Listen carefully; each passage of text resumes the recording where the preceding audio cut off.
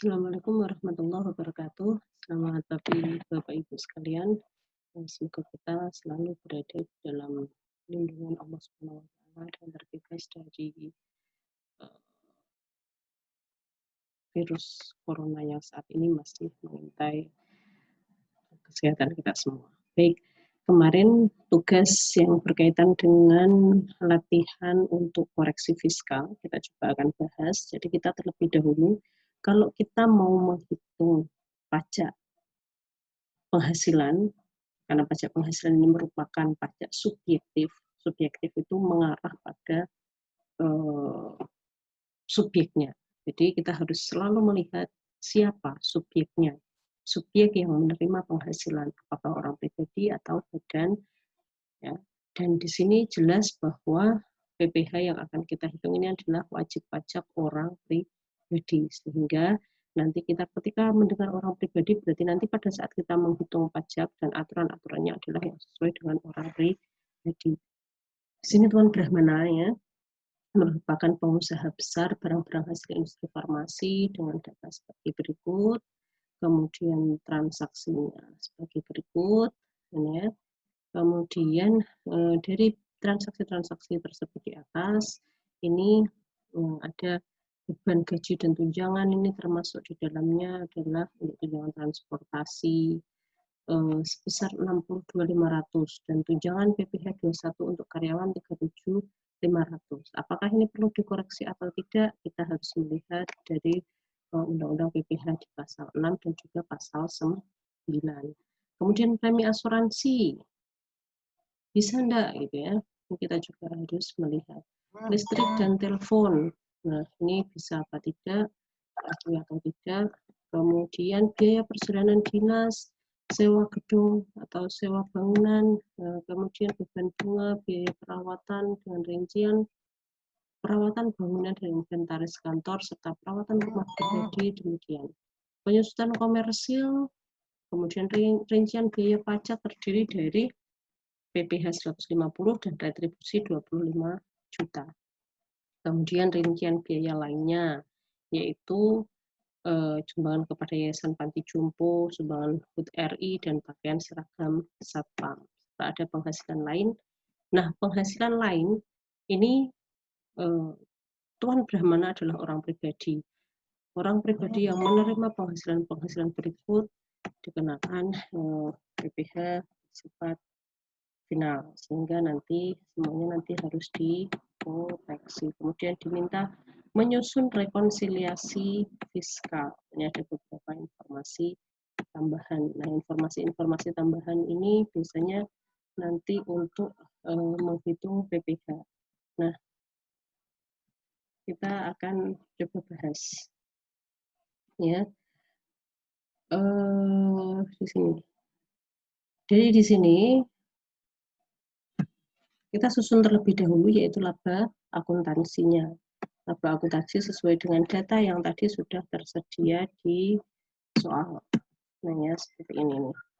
Nah ini data akuntansinya. Laba akuntansinya kita susun, kemudian kita kasih koreksi.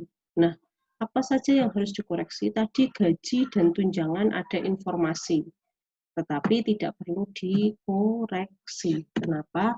Karena gaji dan tunjangan di sana adalah tunjangan transportasi.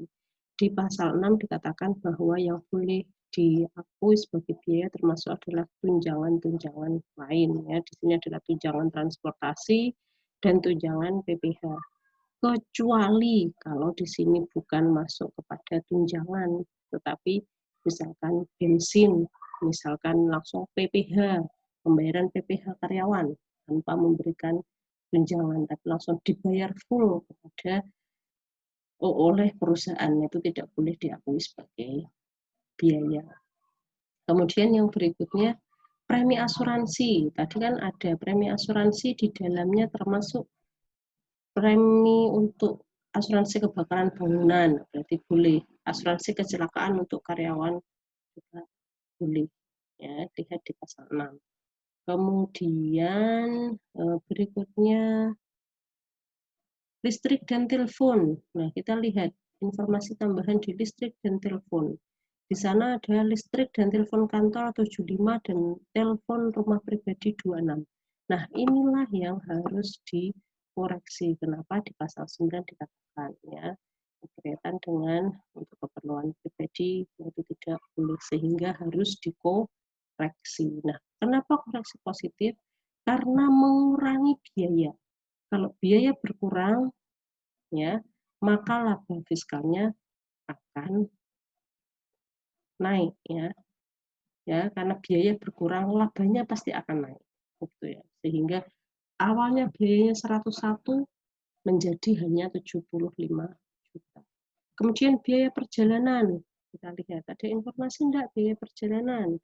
Oh, ternyata perjalanan dinas meliputi pengeluaran untuk transport, akomodasi dalam negeri serta tiket dalam rangka dinas ya. Nah, dalam rangka dinas boleh, tapi kalau ternyata dalam dinas ini ngajak keluarganya, nah yang untuk biaya untuk keluarganya harus dikurangkan. Tapi karena di situ tidak ada keluarganya, artinya berarti dianggap untuk dinas semua. Kemudian sewa gedung. Nah, sewa gedung. Oke. Sewa gedung untuk gudang selama 2 tahun sebesar ya, sehingga tidak perlu dikoreksi. Kemudian bunga pinjaman usaha, ada informasi enggak? Bunga pinjaman telah sesuai. Kemudian biaya apalagi? Biaya perawatan.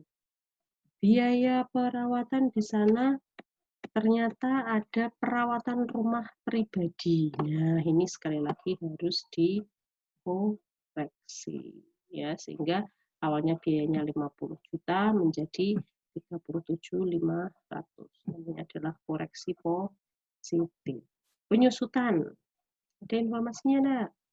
Penyusutan. Penyusutan secara komersil atau dari aturan akuntansi 390 juta. Tetapi karena di pasal 11 itu untuk penyusutan telah ada aturannya, maka harus disesuaikan dengan aturan pajak. Nah, itu ternyata setelah dihitung adalah 337.500. Berarti biaya penyusutan menurut fiskal ini harus langsung diisi 337.500. Nah, koreksinya berapa ya? Harus disesuaikan. 390 dikurangi 337, hasilnya 525. Kemudian pajak dan retribusi. Pajak dan retribusi ada informasi. Nah, untuk PPh, nah di pasal 9 jelas PPh tidak boleh diakui. Tapi kalau retribusi boleh. Berarti yang dikoreksi sejumlah 150 juta. Tetapi untuk PPh ini, ya, kalau misalkan PPh ini adalah PPh 25, maka nanti bisa digunakan untuk mengurangi besarnya pajak akhir tahun atau yang kemarin kita sebut sebagai kredit pajak. Kemudian pengeluaran lain, ada informasi apa? Ternyata di sini adalah sumbangan yayasan sosial panti jompo. Menurut aturan ini boleh. Sumbangan HUT RI 5 juta. Nah, ini yang tidak boleh. Seragam. Nah, kalau seragam Satpam, karena Satpam ini kan seragamnya seragam dan secara nasional, jadi boleh diakui. Tapi kalau misalkan seragam karyawan itu yang tidak boleh diakui karena tidak bersifat nasional. Sehingga yang sumbangan HUT RI harus dikoreksi. Jadi beban yang awalnya atau total biaya yang awalnya 1,6 hanya 1,4, sehingga labanya awalnya 1.091 juta sekarang naik menjadi 1.137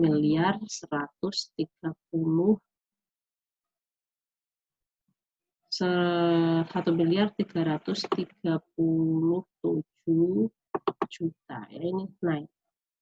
Oke. Kemudian ada informasi penghasilan lain yaitu dividen, bunga deposito dan hadiah. Nah, ini semuanya harus dikoreksi dan itu negatif. Negatif berarti apa?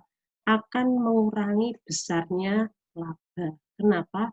Dividen yang diterima orang pribadi dikenakan pajak final. Kalau final berarti pajaknya sudah selesai karena sudah dibayar pada saat menerima penghasilan. Kemudian bunga deposito juga sama, hadiah undian berupa mobil juga sama. Ini sudah kita pelajari waktu materi PPh 23. Jadi silahkan dibuka lagi materinya. Sehingga laba netonya, laba bersihnya yang awalnya 1,6 miliar malah turun menjadi 1,337250, sama dari atasnya tadi sama ya. Nah, mungkin ini yang kita bahas hari ini. Untuk PPh terutangnya kita bahas minggu depan sambil kita diskusi untuk koreksi fiskal. Semoga bermanfaat. Saya akhiri. Wassalamualaikum warahmatullahi wabarakatuh.